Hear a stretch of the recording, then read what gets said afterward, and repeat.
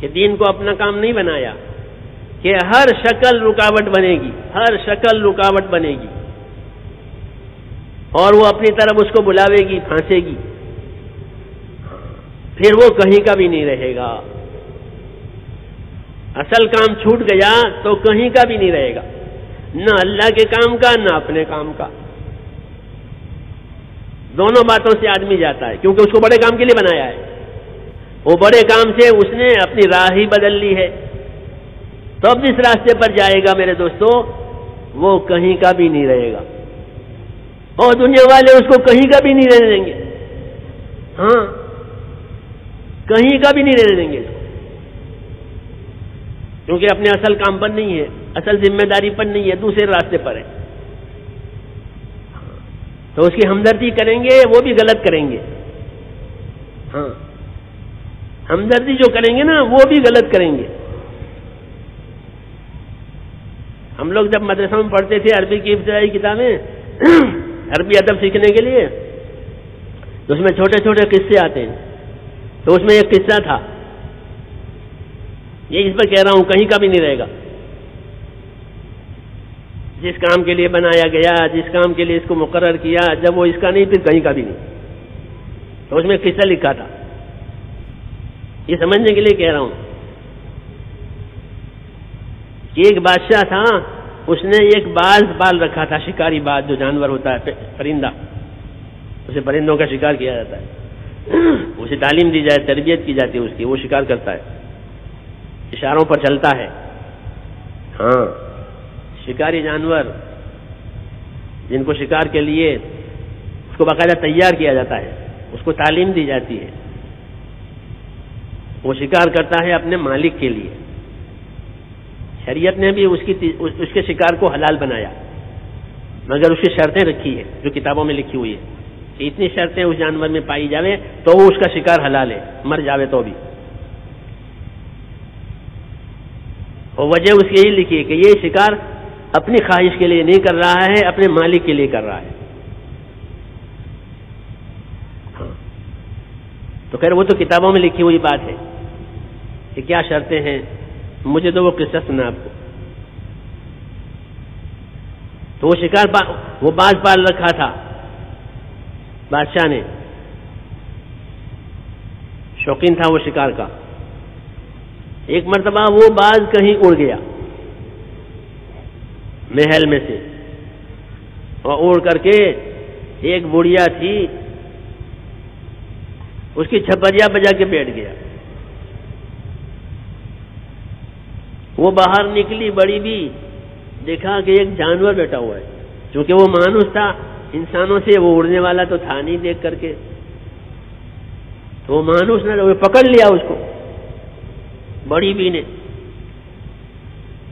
جب اس کو پکڑ لیا تو وہ بڑی بھی بوڑھے ہوتے ہیں تو ان میں شفقت آ جاتی ہے، دادا دادی نانا نانی اکثر یہ شفقت والے ہوتے ہیں، عمر بڑی ہو گئی تو دوسرا جذبہ پیدا ہوتا ہے شفقت کا، تو دیکھا اس کو کیا اتنا کیسا جانور ہے، پھر اس کو دیکھا تو دیکھا اس کی چونچ تو ٹیڑھی ہے اور اس کے ناخن تو بڑے بڑے ہیں اور پر بھی اس کے بڑے بڑے ہیں، تو بڑی بی کو بہت رحم آیا، ہاں کہ ارے یہ بیچارہ جانور، اس کی تو چونچ ٹیڑھی ہو گئی ہے، یہ کیسے کھاتا ہوگا دانا، کبوتر کی چونچ سیدھی دانا چگنے کے لیے، اس کی چونچ ٹیڑھی گوشت نوچنے کے لیے، تو اللہ کی تخلیق ہے، اس بڑی بی کو نہیں معلوم ہے کہ اس کی تو چونچ ٹیڑھی ہو گئی ہے، او ہو اس کے ناخن کتنے لمبے ہو گئے، جو اپنے بچوں کے ناخن کاٹے، اور اس کے پر کتنے بڑے بڑے ہو گئے، بال کتنے بڑے بڑے ہو گئے، تو گھر میں لے گئی اور چونچ بھی کاٹ دی اور اس کے پنجے جو تھے شکار کر دبوچنے کے وہ بھی کاٹ دیے، اور اڑنے کے جو پر تیزی سے اڑتا تھا کبوتر کے پیچھے وہ پر بھی کاٹ دیے۔ سمجھ بات آ رہی ہے؟ اب ادھر تلاش ہو رہی ہے بادشاہ کے یہاں، یہ باز کہاں چلا گیا، بہت قیمتی ہے۔ تو اس کے آدمی ادھر ادھر پھر رہے ہیں تلاش میں، تو ہوتے ہوتے یہاں پہنچ گئے، تو بڑی بی کے یہاں مل گیا وہ، تو دیکھا اس کی حالت کو، تو لے گئے بادشاہ کے یہاں اس کو کہ جی یہ حالت ہو گئی اس کی۔ تو بادشاہ نے کہا ٹھیک ہے، اس کی یہی حالت ہونی چاہیے کہ جو اپنے کام کو، اپنے منصب کو چھوڑ کے کہیں اور جگہ جاوے، اس کی یہی سزا ہے کہ وہ کسی کام کا نہ رہے۔ تو اللہ نے مسلمان کو ایک کام دیا، اب وہ یہ کام چھوڑ کے چلا گیا، ہاں، تو دنیا والوں نے اسے کسی حالت میں رہنے نہیں دیا، اس کی شکل، اس کی صورت، اس کی وضاحت، اس کا ماحول کہیں کا بھی نہیں رہا، پہچان بھی مشکل ہو گئی، کیونکہ یہ اپنے کام سے، اپنے منصب سے ہٹ گیا۔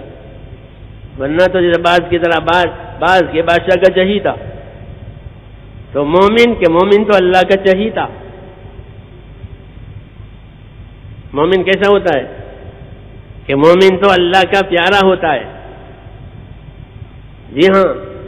کیوں کہ وہ اللہ کے حکموں کا پابند ہے، اس کے ذمہ کام ہے،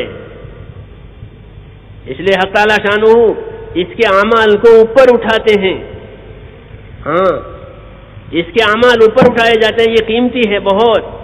اس نے عمل کیا کہ اوپر اٹھاؤ، اس نے کنکری ماری مینا میں کہ جو کنکری قبول ہوئی وہ اوپر اٹھ جائے گی، جو نہ قبول ہوئی وہ نیچے رہ جائے گی، تو اس کی تو کنکریاں بھی قبول۔ پرانی حدیثوں میں صحابہ نے پوچھا رسول اللہ اتنی کنکریاں وہ کہاں جاتی ہے؟ فرمایا جو مقبول ہوتی ہے وہ اوپر اٹھا لی جاتی ہے، جو نا مقبول ہوتی ہے وہاں پڑی رہتی ہے۔ اس سے اندازہ لگاؤ ایمان کی قیمت کا، کہ مومن جب اپنے ایمان کے تقاضوں پر چلے گا تو اس کے تو اعمال اوپر اٹھائے جائیں گے، اور اس کے اچھے اعمال کی وجہ سے عالم پر اچھے حالات آئیں گے۔ ہاں، یہ بتایا گیا، یہ تو ایمان والے ہیں، یہ تو ڈرنے والے ہیں، یہ تو تقاضوں سے کام کرنے والے ہیں، کہ ہاں ان کے اس رویوں کی وجہ سے ہم دنیا کے حالات بہتر بنائیں گے۔ تو دنیا کے حالات کا بہتر بننا، دنیا کے حالات کا بگڑنا، وہ دوسروں سے متعلق نہیں ہے، ہم سے متعلق ہے۔